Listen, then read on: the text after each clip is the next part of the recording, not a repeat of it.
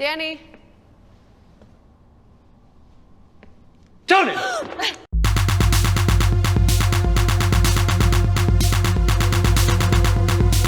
Hello survivors and welcome to Survivor's Guild, the only channel that calculates your odds of surviving 2014's Wrong Turn 6 Last Resort. So stay tuned till the end and find out your survival stats. I'm your host, GhostFake, a proud member of the Mutant Fam, a diverse community made up of fans of the drive-in. And oh boy, if you've been with me since I covered Wrong Turn 1, you deserve a medal because things were rough back then. Today, nearly 1 year after starting the franchise, we're covering Wrong Turn 6 Last Resort, just in time for the new Wrong Turn movie coming out. But first, go ahead and disembowel that thumbs up button, and then pound that subscribe button while a weird Killbilly sex cult watches. And then hit that share button like you're not ashamed of your own search history. Now I hope that you love your family, like really, really love your family, because much like your genetic line, this movie is getting spoiled. Wrong Turn 6 Last Resort, written by Frank Woodward and directed by Valeri Milev, starring Anthony Ilott, Aqueela Zoll, Sadie Katz, Chris Jarvis, Rollo Skinner, Bill Ashworth, and Roxanne Carrion. Wrong Turn 6 is about a dude who brings all of his friends to a resort that he inherited only for things to get all culty and incesty. We open up to Appalachian Bike Trail, West Virginia, and Nick and Daria, who biked all the way here to take a dip in a hot spring.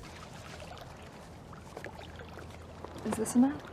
Whew. And now that that's out of the way, we can focus on plot. The two hot spring lovers head back to wherever they came from, only for Nick to get knocked off his bike by an arrow, and then deposited into our meat bank by a much better placed arrow, dropping Nick into our meat bank at deposit number 1. And when Daria ditches his dead weight, girl, he's only holding you back. She rides off into the sunset and into some razor wire. Unlucky for her, she survives that, but doesn't survive Three Fingers swatting at her with a machete, dropping her into our meat bank at deposit number 2, and dropping her body right into our title. Now that's a creative way to use your dead bodies. Cut over to our main characters, little orphan Danny, his girlfriend Tony, and their friend Vic. We learn that Danny, like the usual orphan, didn't know who his family was, or that he had any left, until, like the usual orphan, he inherited a hot springs resort in the Appalachians. Lucky for us, Vic did some research for us and wants to tell us all about it. Hot Springs was established in 1926 by an unknown family and was originally the first sanitarium in America outside of Battle Creek. Cut over to the resort, who needs to correct their damn sign. He said it was established in 1926. Now get on that. We get introduced to Jackson when he gets his butt squeezed by Agnes. Hey, she grew up in a different time. Sometimes we just have to let them get it out of their system. But Jackson doesn't feel that way and gives her a less than subtle threat. We then cut over to Brian, who is fixing a flat tire, Jillian, who's complaining, and Rod, who is filming. We learn that Rod posted videos of Jillian on the internet, and apparently they kind of went viral. We also get introduced to Charlie, who wastes no time self-medicating. Cut back over to the resort, where we get introduced to Sally, Jackson's sister, who is prettying herself up for their guests, before Jackson starts kissing on her. Alright, okay dude, you are, you're crossing some lines there, I think. When the group pulls up to the resort, Tony kicks Vic out of the car so that she and little orphan Danny can talk. We learn that Danny struggles with depression, and at the right time he learned about the resort and feels comfort that he belongs to something. Sally and Jackson greet the group as they arrive, but they were not expecting anyone aside from Danny. But Sally lets them know that as it wrong turns out, the current guests at the resort will be leaving later today, and the resort will be all theirs over the next few days. And while Danny talks the place over with his friends, discussing what they think he should do with the place versus what he wants to do with the place. Seriously, Danny, you need new friends. Meanwhile, Agnes is preparing herself for Jackson, but instead gets an axe, son!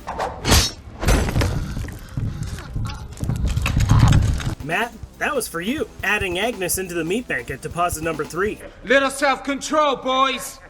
That's all I ask. We briefly cut back over to little orphan Danny and his friends, who are constantly appraising his stuff and acting like they own the place. Afraid it's all we have right now. Hello. We're the new owner's best friends, so you can do better.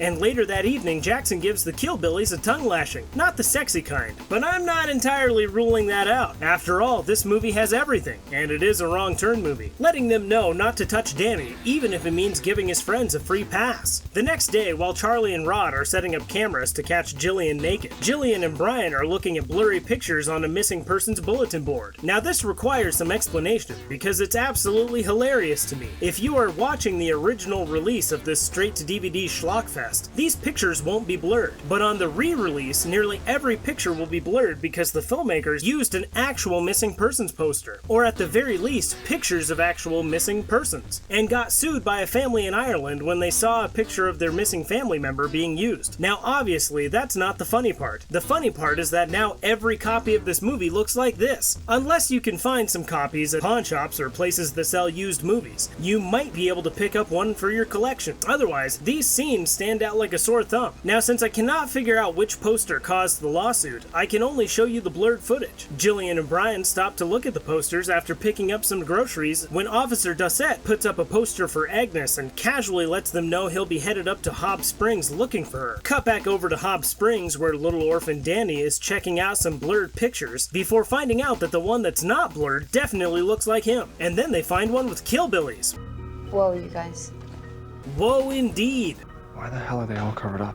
Jackson shows up and puts Vic in his place after he mocked their heritage before taking them to the trophy room, complete with mounts and antique weaponry. You have a good eye, Danny. Belonged to your grandfather. He was hell with a bow. My grandfather, I just can't believe I even had a grandfather. After Orphan Danny learns that he had a grandfather, Jackson offers to take him on a hunt with his grandfather's old bow. Jackson and Danny hike into the woods, making small talk along the way. And it's here that we learn that Danny worked on Wall Street and had a meltdown, losing a lot of his clients' money, Brian's included. And he points out that his true friends are the ones that stuck around. But Jackson thinks that maybe they stuck around because they feel like Danny owes them. Hey, that makes sense of the fact that they are constantly trying to sell your stuff. Danny, I'm definitely going to side with Jackson on this one. Cut back over to the hotel where Jillian and Brian show back up, and when they show Tony the missing persons poster, she decides to send Vic to go get Danny. Meanwhile, Jackson is teaching Danny how to hunt, while the scene is intercut with the Killbillies hunting Officer Doucette. The scene culminates with one dead doe and one dead Doucette, when Three Finger nails a critical hit, dropping Doucette into the meat bank at deposit number 4. Later, Vic finds Sawtooth munching on some deer and takes off running like a crazy person.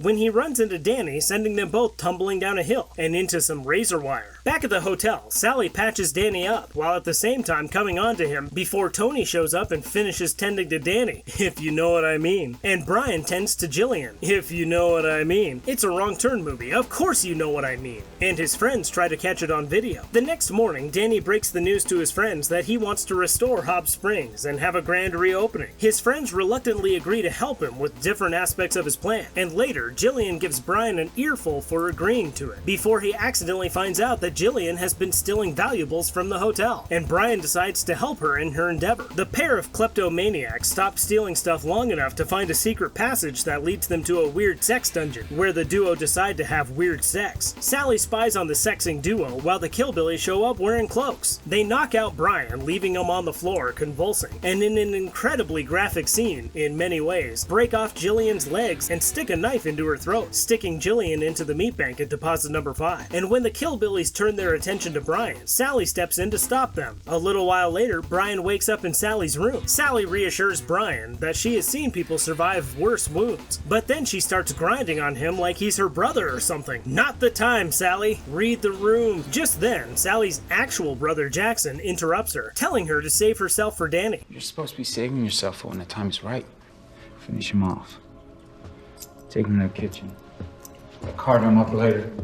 Unfortunately, his instructions were pretty vague about what to do with Brian, so she throws a pillow over his face and mounts him, riding Brian right into the meat bank at deposit number 6. Was it good for you? A little later, Danny and Tony discover that Brian and Jillian were probably trying to steal some stuff, and their car is missing. Danny starts putting the pieces together that they were in fact not his friends, while Tony tries to tell him that he's changed. Hell yeah, he's changed. He got smarter. Tony and Danny fight about it for a little bit before Danny leaves, and his friends got it all on camera. Back inside, Vic overhears Sally and Jackson telling Danny that they've got more family members that want to meet him in the forest, in the middle of the night.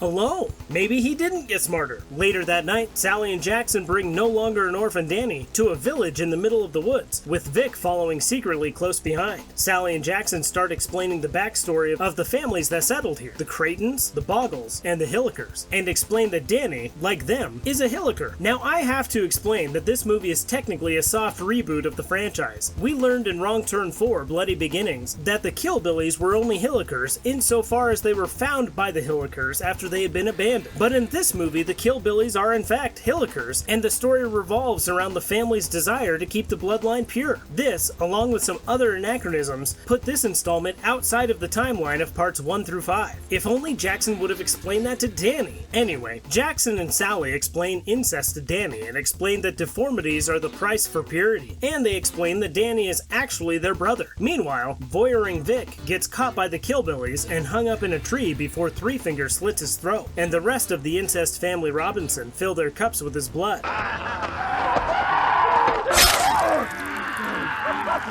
Draining Vic into our meat bank at deposit number 7. Danny, who is all drunk and confused by whatever Jackson gave him to drink, then wets his whistle with some vintage Vic, straight from the vine. Sally invites Danny to dance and quickly turns the dance dirty. Whoa, that was a close one. I almost forgot that this was a Wrong Turn movie. The next day, Danny finds his way back to the resort and tries to tell his friends about the cool incest party he had last night, but has trouble remembering things accurately. There's dancing, having a barbecue. When Danny lays down to have a little nap, Charlie smells something burning and the three of them go to the kitchen to check it out. They find Jackson carving up and cooking their dead friends. They run away but run directly into the Killbillies, who catch Charlie and try to get him to drink from a fire hose. But when Charlie is not thirsty, they hydrate him the only way they know how, a fire hose enema. This reminds me of that time that I had an enema before an emergency surgery and the doctor forgot to turn off the flow. But that's a story for a different time. Anyway, the Killbillies hydrate Charlie right into our meat bank at deposit number 8. When his stomach explodes from the water pressure, Rod and Tony go to leave, but Danny is not where they left him, so Tony doubles back to grab a gun and find Danny. But when Rod heads back to find Tony, he finds himself hiding from the Killbillies, before finding a bear trap the hard way.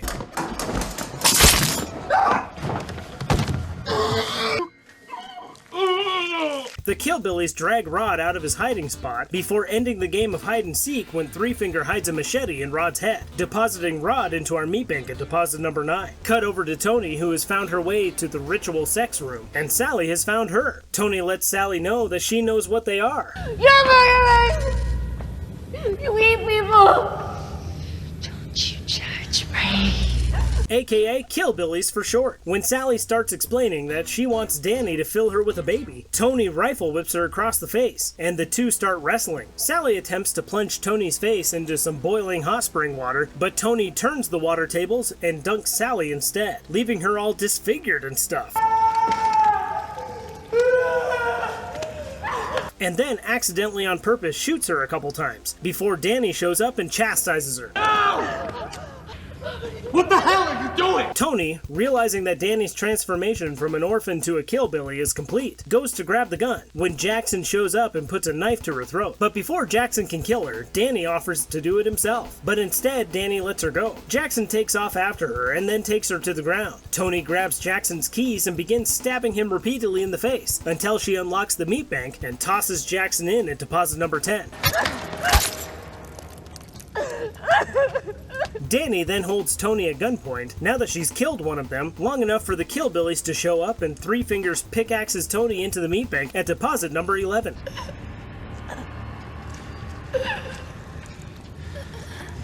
Cut to sometime in the future, Hob Springs is now called Hilliker Springs, and the Killbillies are now Cookbillies, and Danny is the new curator. You enjoying our all-protein buffet? I've already lost 6 pounds. Wow! Well, don't go disappearing on us now, okay?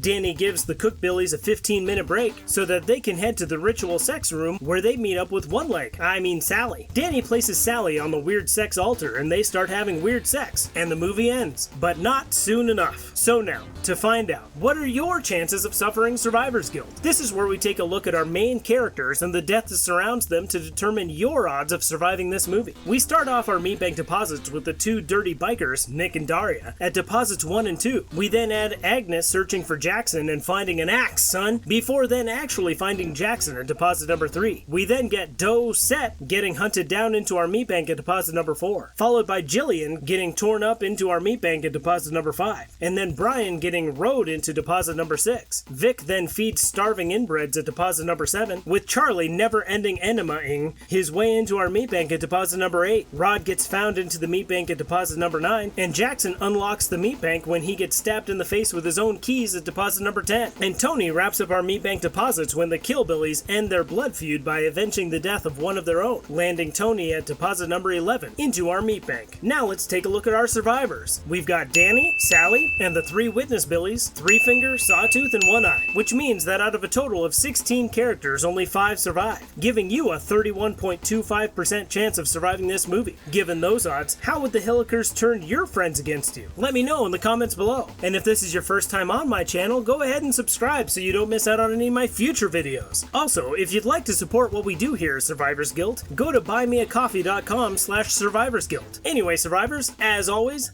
thanks, and don't die. Animals like drinking!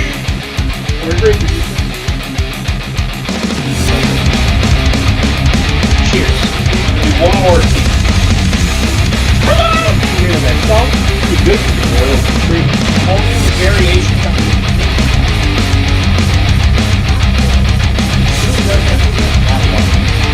Fit your lifestyle.